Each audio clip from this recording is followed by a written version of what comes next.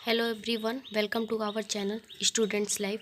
आज इस वीडियो में हम क्लास 11 का थर्ड चैप्टर स्टार्ट करेंगे, जो कि है बीमे विश्लेषण डायमेंशनल एनालिसिस, जिसमें हम बीमा के बारे में पढ़ेंगे, भौतिक राशियों के बीमी सूत्र लिखने के बारे में पढ़ेंगे और बीमा का यूज़ क्या है इसके बारे में पढ़ेंगे। सबसे पहली टॉपिक होगी कि बीमा क्या है, डायमेंशन। तो बीमा को समझते हैं कि बीमा क्या होती है। जैसे कोई भी व्युत्पन्न राशि तो हमने आपको पहले बताया था कि व्युत्पन्न राशियाँ क्या होती हैं। ऐसी राशियाँ जिनको व्यक्त करने के लिए दो या दो से अधिक मूल राशियों की आवश्यकता पड़ती है, उन्हें व्युत्पन्न राशियाँ कहते हैं और उनके मात्रक को व्युत्पन्न मात्रक बोलते हैं। एग्जाम्पल के लिए हमने वहाँ पे बताया भी था चाल जो कि एक व्युत्पन्न राशि है, क्योंकि ये दो मूल राशियों से मिलकर बनी होती है। क्योंकि चाल का जो फार्मूला होता है दूरी बट्टा समय होता है, ये हम जानते हैं। दूरी बट्टा समय, दूरी एक प्रकार की लंबाई जो कि मूल राशि है और समय भी एक मूल राशि है। तो ये दो मूल राशियों से मिलकर बना है, यानी कि चाल जो है व्युत्पन्न राशि है। अब हम इनके मात्रक को लिखते हैं, तो दूरी का मात्रक मीटर और समय का मात्रक सेकेंड। अब जो मीटर, ये दूरी का मात्रक एक मूल मात्रक है और सेकेंड भी एक मूल मात्रक है। अब जब इस सेकेंड का पावर 1 लगाए, जब हम इसे ऊपर ले जाएंगे तो क्या होगा, मीटर इंटू सेकेंड का पावर -1। यानी कि जो चाल है व्युत्पन्न राशि, इसको मात्रक को हमने जब लिखा तो दो मूल मात्रक को लिया, मीटर जो कि लंबाई का मूल मात्रक है और सेकेंड जो कि समय का मूल मात्रक है। और इस पे जो पावर लगाए, इस पर मीटर पर पावर 1 है, सेकेंड पे पावर -1 है। ये जो पावर लगाए यही जो है बीमा होती है।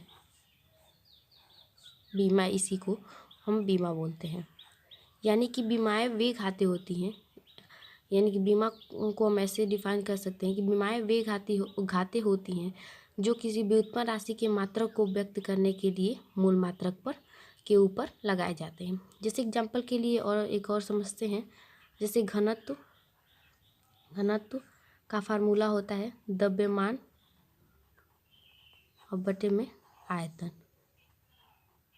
द्रव्यमान जो कि मूल राशि है और आयतन यानी कि मीटर को लंबाई को 3 बार लें, तो द्रव्यमान का किलोग्राम होगा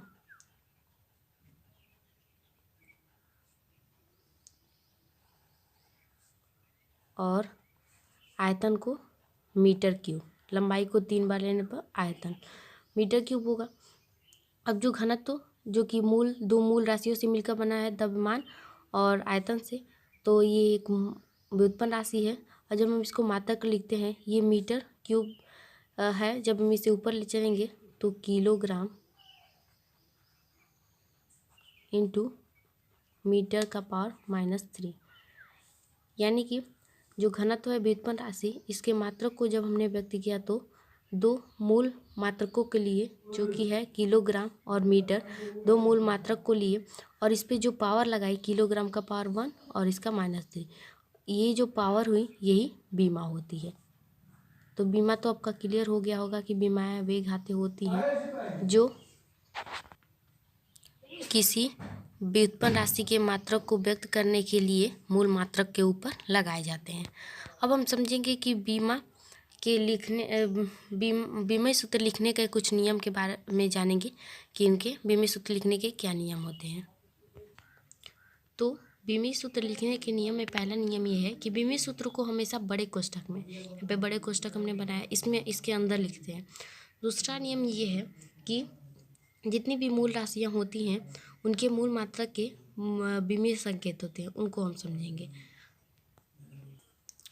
तो ये मूल राशियाँ हैं और मूल मात्रक हैं, और इनके हम बीमीय संकेत यानी कि डायमेंशनल सिंबल को लिखने कैसे लिखते हैं ये जानेंगे।